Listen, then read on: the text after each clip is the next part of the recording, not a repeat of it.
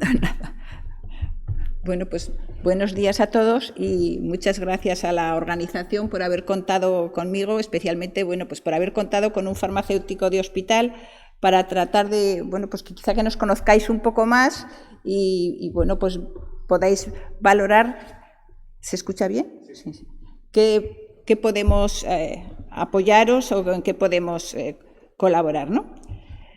Nosotros, como farmacéuticos de hospitales, trabajamos integrados en el equipo de atención para aportar valor, pues desde luego a los pacientes, aportar valor al sistema sanitario en general y también a la sociedad.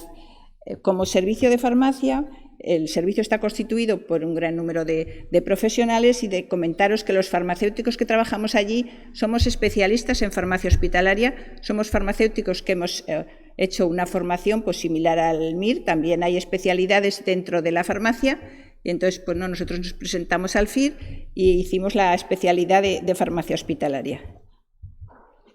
El servicio de farmacia del Servet ya cumplió en el año 2019 50 años, o sea que somos un servicio bueno, pues ya con una cierta trayectoria y actualmente quiero decir, ¿cuál es nuestro reto? Pues el reto es tratar de lograr cada día los mejores resultados para el paciente. Es decir, hemos evolucionado de una atención centrada en el medicamento, el foco era el medicamento, a que la atención esté centrada en el paciente. Es decir, incorporar las necesidades del paciente desde el punto de vista individual y colectivo, que además tratando de que la relación no sea solo en el momento que está presente en el servicio, sino que exista una relación a lo largo del tiempo y, por supuesto, esto ya lo he comentado, integrados en el equipo. Algún dato simplemente de actividad del servicio para que bueno, pues os hagáis un poco de ideas. En el año 2021 se validaron casi 3,5 millones de prescripciones. Se ha dispensado pues, más de 67.000 dispensaciones a pacientes externos, se han elaborado más de 43.000 preparaciones de citostáticos, 12.000 nutriciones parenterales, 13.000 o más de 13.000 mezclas intravenosas y otras muchas fórmulas magistrales y también se participa de manera importante en los ensayos clínicos, estando en activo en ese momento 185.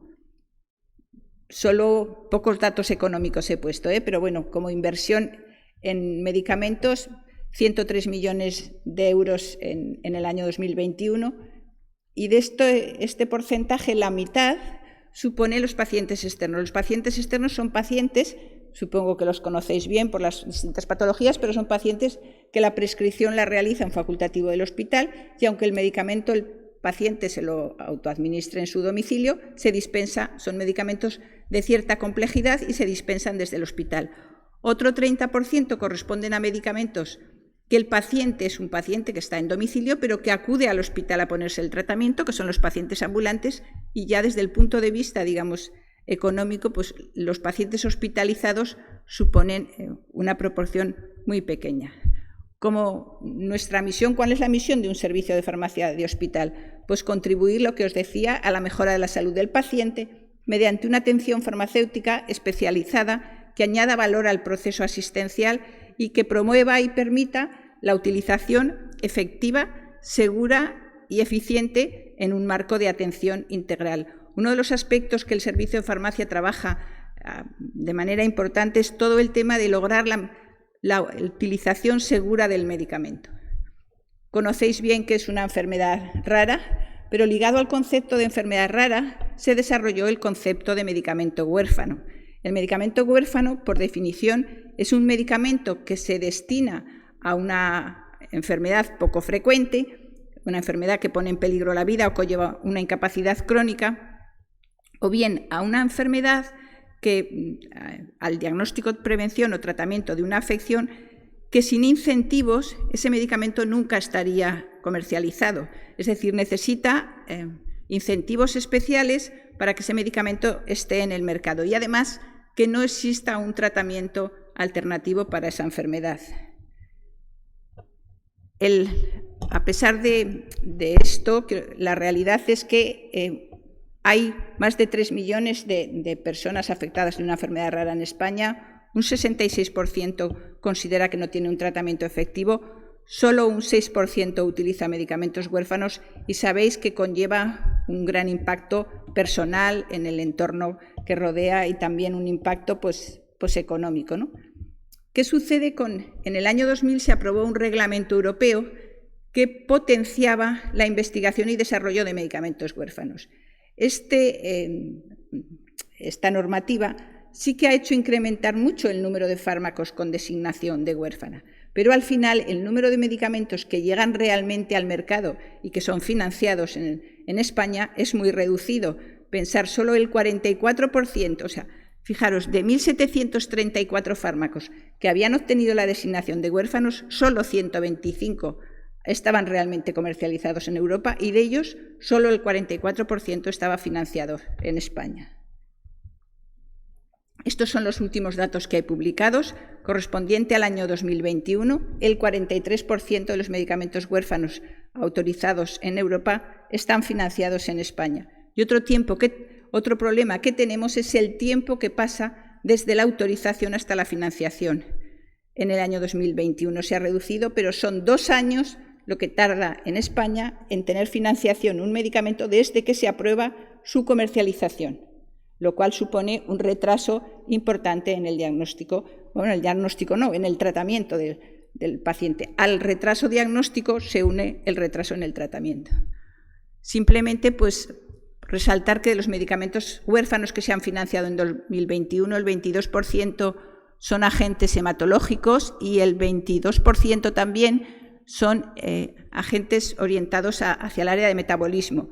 Y sin financiar, en el agentes hematológicos están un 7%, pero hay un 22% también en el área metabólica.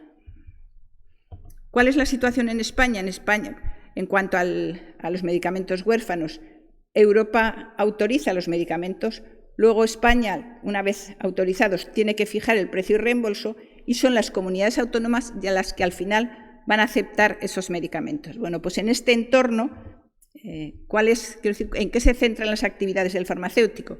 Las actividades del farmacéutico, pues hay actividades de protocolización de cómo se incorporan esos medicamentos en nuestro entorno, en Aragón, aspectos de la gestión del medicamento y ya aspectos de atención al paciente.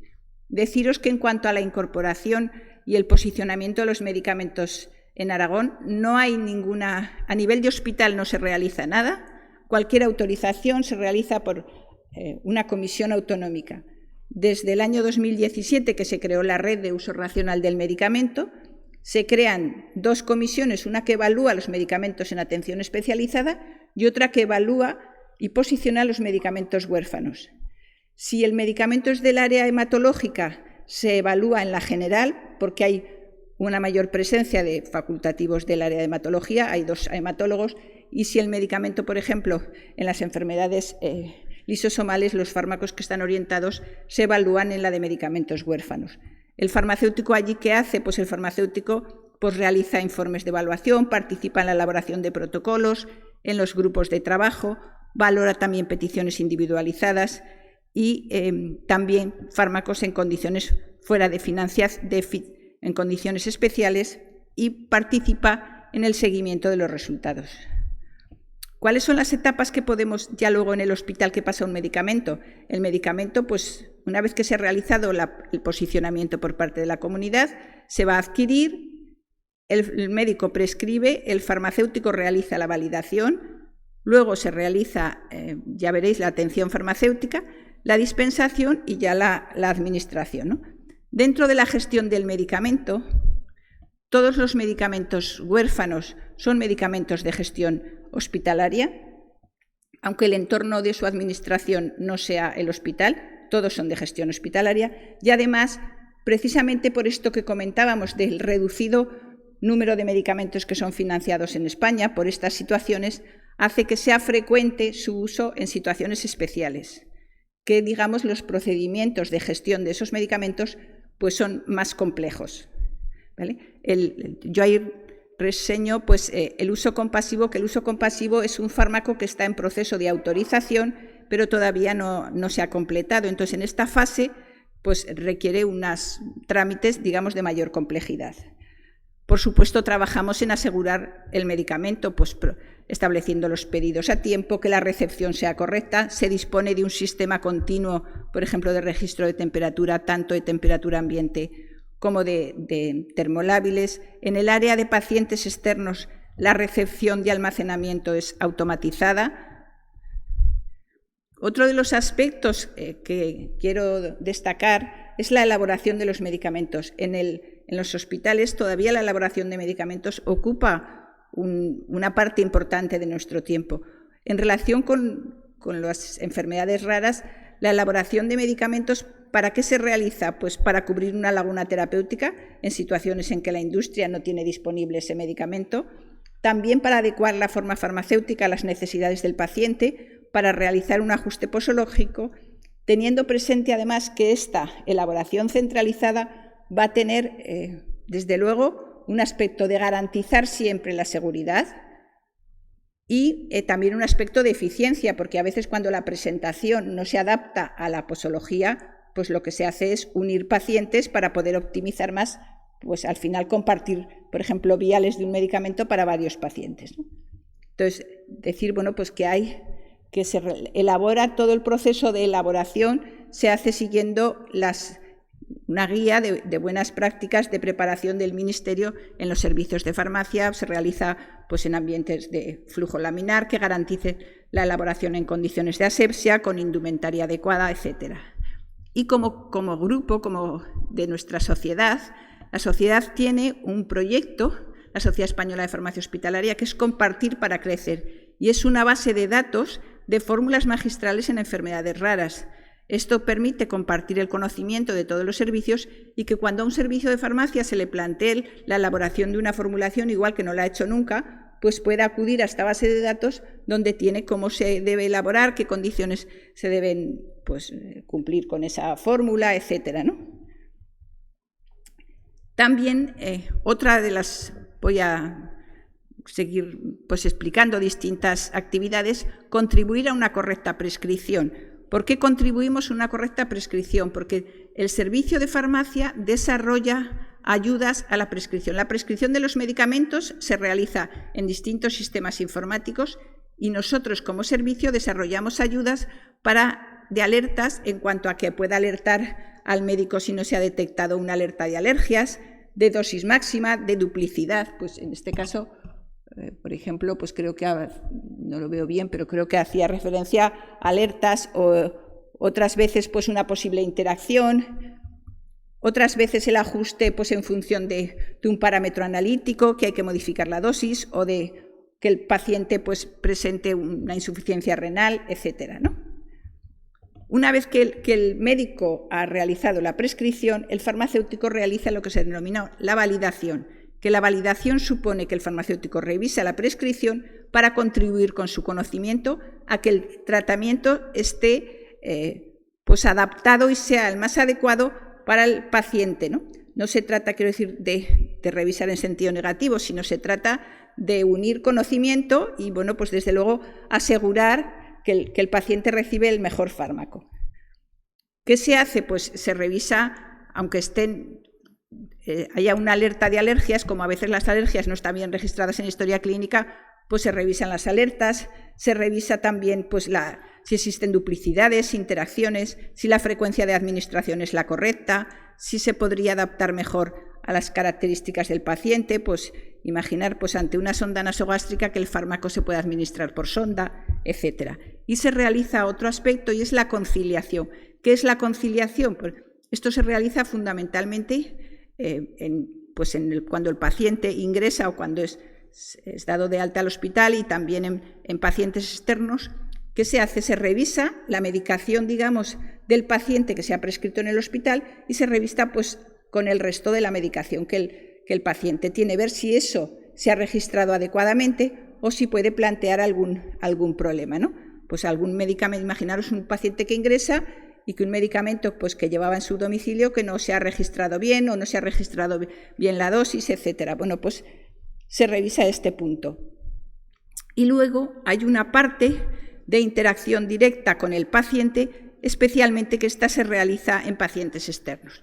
Y es lo que llamamos la atención farmacéutica, que al final, esta es la definición de nuestra sociedad, pero al final no deja de ser otra cosa, pues que también nosotros como profesionales, pues digamos que trabajamos con el paciente para atender a este en función de sus necesidades y lograr pues los objetivos terapéuticos. Al final, para lograrlo siempre los mejores resultados. Entonces, se realiza siempre que hay un inicio en pacientes externos, un inicio de tratamiento o un cambio, pues el farmacéutico se entrevista con el paciente pues para ver si conoce bien el tratamiento, para informarle de cómo se conserva, la pauta de administración, pues los efectos adversos más relevantes, etcétera, e insistirle en la adherencia al tratamiento. La adherencia que no deja de ser otra cosa que cómo el paciente pues toma el medicamento según el régimen tal y como lo tenía prescrito.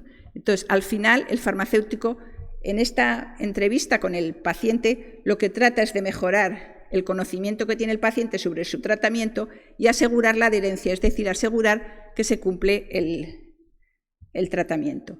Deciros que la aplicación que tenemos informa de la adherencia a través de las dispensaciones directamente al médico y a nosotros también, y que en breve pues, se pondrá en marcha una app en pacientes externos para que el paciente pueda registrar directamente su administración. Bueno, esta es insistir en el tema de la adherencia. La dispensación también es segura, igual que os decía que el almacenamiento robotizado, la dispensación también, y esto nos permite pues, asegurar desde luego que los medicamentos dispensados coinciden con los prescritos y que ante una alerta podríamos identificar qué pacientes se han llevado un determinado lote de un medicamento y entonces llamarlos directamente porque existe una trazabilidad total en el proceso. Otro aspecto que tratamos de incorporar es la telefarmacia, es decir, hacer la práctica, pero a través del uso de tecnologías de la información y comunicación. Esto se potenció mucho, sabéis, en pandemia. Se hacía una entrega de medicamentos en domicilio. En este momento esto no lo mantenemos así, pero sí decir que tenemos un sistema que en un momento determinado seguimos manteniendo las llamadas a los pacientes cuando vemos que no acuden y si alguien tiene una necesidad porque no puede venir al hospital, existe la posibilidad de que se le acerque al domicilio del paciente. De manera, quiero decir, no para todos los pacientes, pero sí para cuando alguien tiene unas necesidades específicas. Un aspecto que creo que además habéis hablado a lo largo del Congreso, en el que tenemos que evolucionar y estamos tratando de trabajar, es medir realmente los resultados y las experiencias de los pacientes. En nuestra sociedad hay distintas iniciativas y bueno, pues nosotros estamos empezando a trabajar en esta línea, en ser capaces de medir los resultados reportados directamente por los pacientes. Desde el punto de vista de gestión económica, sabéis que, bueno, pues que esta es una información del país de hace muy poco.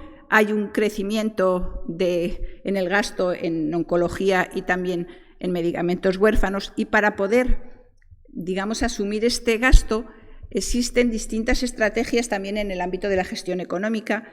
Desde los servicios de farmacia pues se trata de hacer las compras lo más ajustadas posibles, que además se negocia centralizadamente. Y un aspecto que se ha puesto pues hace como 2 años o así en marcha a nivel del Ministerio también, y es pagar por resultados en salud. Hay determinados medicamentos que se paga, que se llevan unos sistemas de gestión específica con registro de resultados en salud y se paga el medicamento en función de eso. De estos hay fármacos del ámbito, pues las CAR-T se pagaron con sistemas innovador y Valtermed, que es el sistema donde se registra la información de los resultados en salud, que es un sistema nacional, es una base de datos nacional. Entonces, estos medicamentos que se registran en Valtermed, me quedan 2 diapositivas ya solo, pues hay algunos, por ejemplo, hay para mucopolisacaridosis. Entonces, estos fármacos, cuando es tratado un paciente, los resultados se registran en una base de datos nacional y luego pues tienen acuerdos ligados a pago por resultados. Y bueno, pues recientemente parece que se va a desarrollar en Valtermed, se va a desarrollar un área específica para pacientes, al menos esto es lo que ha dicho la directora general. Para terminar, bueno, pues que los servicios de farmacia también participa, tiene una parte importante en los ensayos clínicos para asegurar que se realiza el manejo del fármaco de acuerdo con instrucciones del protocolo, que se cumple siempre la seguridad de los pacientes y, bueno, pues os he puesto recientemente que vamos a participar en un proyecto pues, de un modelo farmacocinético y farmacodinámico poblacional de eculizumab. Como sociedad tenemos muchos proyectos colaborativos en el ámbito de los medicamentos huérfanos y de las enfermedades raras. Deciros simplemente que tratamos de establecer pues, programas o sistemas de evaluación que tengan presente el impacto realmente en la calidad de vida del paciente, que no lo tiene resuelto.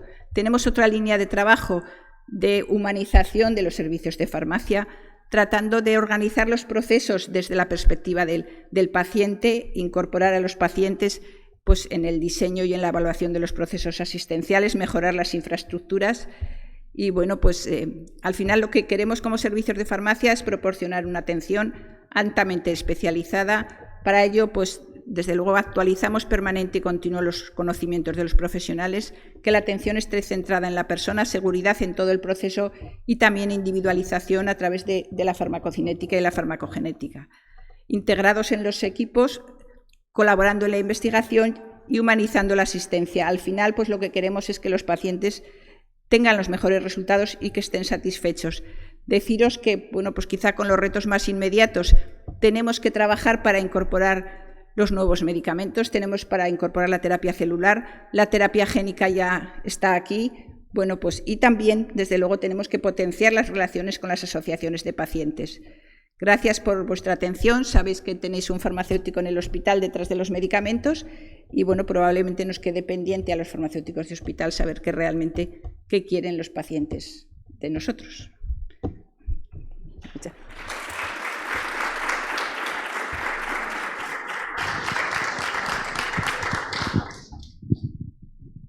Yo sí que tengo una pregunta, no sé si alguien más, por no adelantarme. Yo como paciente, una pregunta, ya que has hablado de la telefarmacia que ha sido una obligación casi por pandemia, querría entender realmente si la posibilidad de acercar el medicamento hospitalario a los pacientes es algo que os habéis planteado continuar en el tiempo, es una cuestión económica y no se puede hacer. Porque entiendo que hay casuísticas de gente a lo mejor que no tiene una movilidad fácil o una cercanía hospitalaria o todo lo contrario, gente que tiene mucha movilidad, que tiene trabajo, que para ir a coger unas pastillas pues a lo mejor se tiene que pedir 12 jornadas al año para poder ir simplemente al hospital y que se dispense algo que quizá pudiera ser dispensado en una oficina de farmacia a través del hospital, pero contando con esa mega red de farmacia que tenemos en España. A ver, primero, en relación a la telefarmacia, desvinculándolo de lo que es la entrega del medicamento. En relación a la telefarmacia, nosotros lo que hicimos en pandemia fue la atención telefónica, es decir, que realmente esa no debería ser el objetivo final. El objetivo final debería ser incorporar tecnología, y ahí parece que hay una línea de trabajo como Servicio Aragonés de Salud, pero no sé cuándo será una realidad, que realmente incorpore para que haya una consulta virtual, que no sea pues, una llamada de teléfono que ahora mismo se realiza y puede estar el paciente a veces haciendo la comida, puede estar el paciente. Quiero decir que no es el método y que esa información se registre en historia. Eso desde el punto de vista de telefarmacia, hay una línea de trabajo del Servicio Aragonés y parece que avanzaremos, pero no sé a qué ritmo. Desde el punto de vista de entrega, nosotros ahora mismo, en pandemia, claro, se hizo entrega a través de, en aquel momento se hizo una colaboración con Cruz Roja, esa colaboración ya terminó, pero ahora mismo sí que cuando la realidad paciente externo que no acude a la visita, digamos, del servicio de farmacia, se le llama por teléfono para ver si existe algún problema. Y entonces a ese paciente se le hace entrega de medicamento en su domicilio. Esa opción en este momento la mantenemos. Con oficinas de farmacia, ahora la única situación que tenemos oficialmente instaurada como comunidad es en el tema de Paxlovid, de un fármaco pues, para el COVID, que en ese caso sí que hay una prescripción. La prescripción puede ser del facultativo de atención primaria o de especializada, hay una validación por parte de los farmacéuticos de hospital y entrega del medicamento puede ser en el hospital o en oficina de farmacia. Está pendiente de aprobación de la nueva ley de garantías que recoge, desde el punto de vista legislativo, todo este tema de engranaje de la relación de servicios de farmacia, pues oficina de farmacia. Y desde el punto de vista de la comunidad está pendiente, porque están pendientes a su vez, quiero decir, que se publique la Ley de Garantías que recoge esta posibilidad de entrega del medicamento que hasta ahora legalmente no era posible fuera del servicio de farmacia, y está pendiente, quiero decir, es una opción que digamos, nos la hemos planteado. En este momento la tenemos organizada la dispensación a través de oficina de farmacia. No, en este momento solo está organizada con el tema de Paxlovid. Nosotros mantenemos entrega en domicilio. Es verdad que como sector somos un sector que no tenemos demasiado, tenemos un sector muy urbano, el sector Zaragoza 2, nosotros concretamente tenemos. Y otra cosa que sí que hicimos fue incrementar el servicio de atención. Nosotros ahora mismo tenemos abiertas también 2 tardes, y para aquellos pacientes que son adherentes al tratamiento, existe una opción y es la dispensación a través de un autodispensador. Entonces, cuando un paciente es un paciente crónico que se sabe, quiero decir, que conoce su tratamiento y no tiene problemas de adherencia, se le puede permitir el que acceda al medicamento a través de un autodispensador, y entonces puede acudir al servicio de farmacia de 8 de la mañana a 10 de la noche, porque el autodispensador tiene horario. Entonces, y el otro tema pues está pendiente de desarrollo de la comunidad.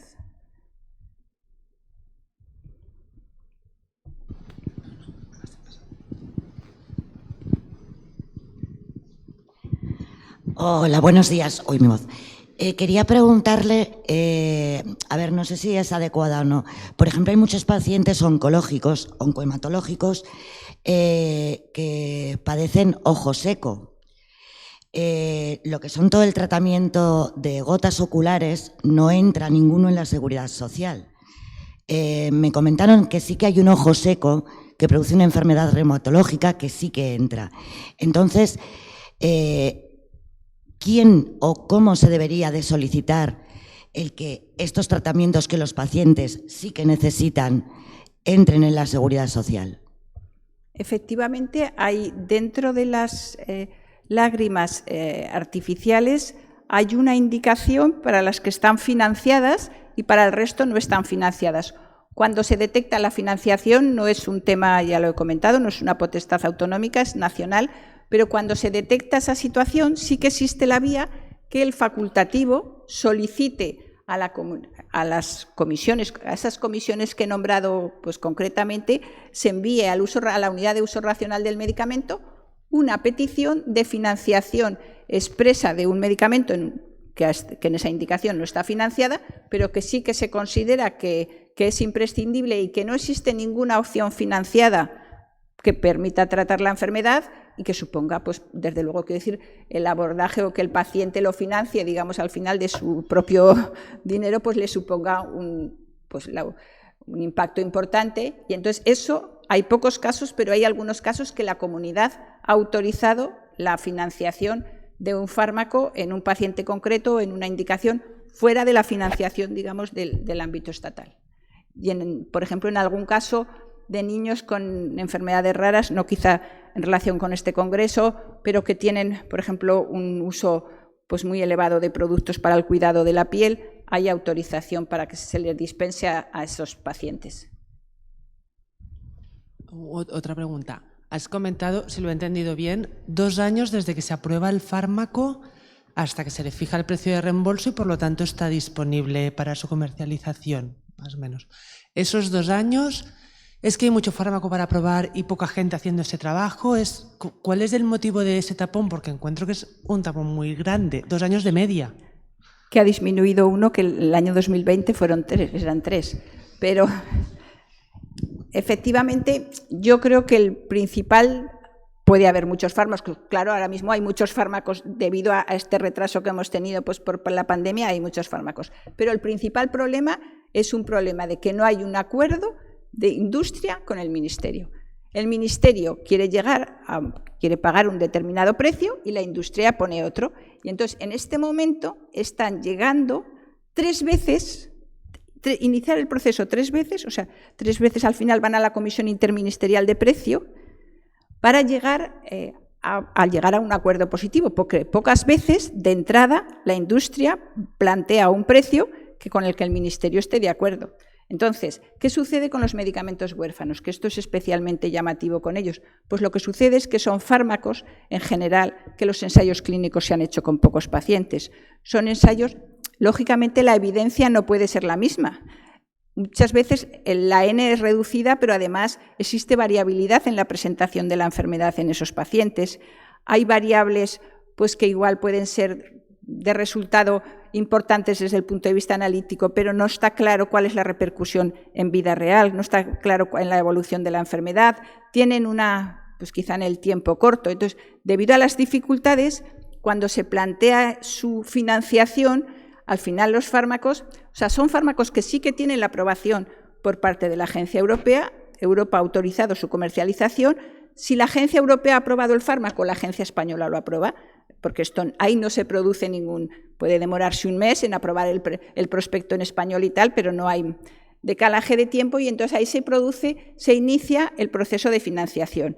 El proceso de financiación, además, bueno, es que no he entrado en el tema de la elaboración de los IPTs, no sé si estáis puestos, que se hace un informe pues en el que se colaboran todas las comunidades autónomas. Eso se modificó y se creó un nodo específico de medicamentos para enfermedades raras, que bueno, que quizá tal vez la creación de un nodo específico pues haga que la evaluación de ese fármaco pues sea hecha por profesionales que conocen bien este tipo de medicamentos y pueda facilitar algo y se puedan acortar estos tiempos. Esto es una realidad. El Ministerio sabe que ahí tiene un problema importante, pero ¿cómo pues, resolverlo? Es verdad que al final de este proceso tan largo, si no existe otra alternativa terapéutica, generalmente se llega a financiar, generalmente.